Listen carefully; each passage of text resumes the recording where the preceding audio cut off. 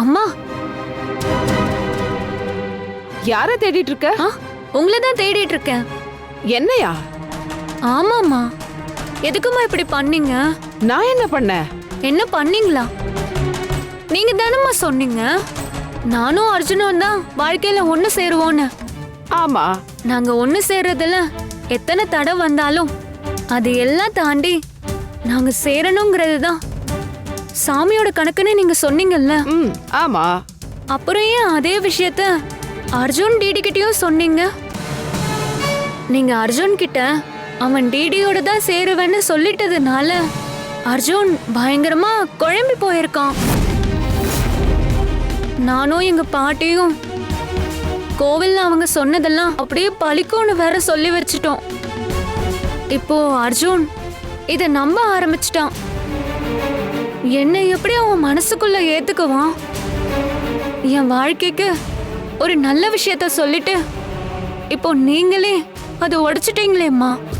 நீ என்ன பேசுறேன்னு எனக்கு புரியல. ஐயோ அம்மா, நேத்து நீங்க அர்ஜுன் கிட்ட பேசுனீங்களே, அத பத்தி தான் நான் இப்ப சொல்லிட்டு இருக்கேன். நேத்து நான் ஊர்லயே இல்லையே பவி. அறுபடை வீடுகளுக்கு போயிட்டு இன்னைக்கு காலையில தான் இங்க வந்தேன். அப்புறம் நான் எப்படி அர்ஜுன் கிட்ட பேசியிருக்க முடியும்? அப்படியே நான் பேசியிருந்தாலும் நீயும் அர்ஜுனும் ஒன்னு சேருவீங்கன்னு தானே பேசியிருப்ப. என் வார்த்தைய எப்படி நானே மாத்தி பேசுவேன்? என்னம்மா சொல்றீங்க? ஆமாமா, நீயும் அர்ஜுனும் தான் ஒன்னு சேருவீங்கன்னு உங்களை விட நான் ஜாஸ்தியாவே நம்புறேன். அப்படி இருக்கிறப்ப இன்னொரு பொண்ணு கூட அர்ஜுன் சேருவான்னு நான் ஒரு நாளும் சொல்லிருக்க மாட்டேன். இதுல வேற ஏதோ குழப்பம் நடந்திருக்குன்னு நினைக்கிறேன். அப்போ நீங்க சொல்லலன்னா வேற யாரு சொல்லிருப்பாங்க? தெரியலையே பவி. ஆனா ஒண்ணு மட்டும் எனக்கு தெளிவா புரியுது. நான் சொன்னேன்ல, நீங்க ஒண்ணு சேர்றதுல பல தடைகள் வரும்னு. இதுவும் கூட அப்படியான ஒரு தடையா தான் இருக்கும்.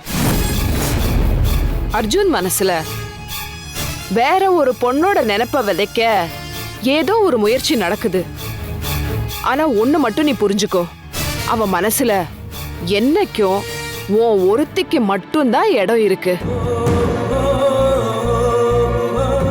யாரோ ஒருத்தர் சொன்னதை கேட்டு அர்ஜுன் இன்னைக்கு மனசு குழம்பி இருக்கான். ஆனா அந்த குழப்பம் சீக்கிரமே தெளிவாக போகுது பவி. அதனால இப்படி தேவையில்லாத விஷயத்துக்கெல்லாம் நீ குழம்பிடாம அர்ஜுனோட சேருவோங்கிற அந்த நம்பிக்கையோட உறுதியா புடிச்சுக்கோ. அதுதான் நடக்க போற விதி. போதுமா? அப்பாடா, இப்பதாம்மா எனக்கு நிம்மதியா இருக்கு. நீங்க சொல்ற மாதிரியே அர்ஜுன குழப்பறதுக்காக தான் ஏதோ ஒரு வேலை நடந்திருக்கு. என்ன வேணா நடக்கட்டும், கடவுளோட கணக்குன்னு ஒண்ணு இருக்கு. அதை யாராலையும் மாத்த முடியாது. கரெக்ட் தான்மா. நீங்க தான் இப்படி சொல்லிட்டீங்களோன்னு நானும் எங்க பாட்டியும் தேவையே இல்லாம உங்களை வேற தப்பா நினைச்சிட்டோம். நீங்க எங்களை மன்னிச்சிருங்க. சேச்சே, இதுல என்ன இருக்கு?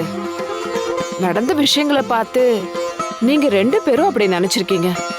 எனக்கு எந்த வருத்தமும் இதுல இல்ல. சரி பவி, அப்ப நான் கிளம்புறேன். நீ நம்பிக்கையோட இரு.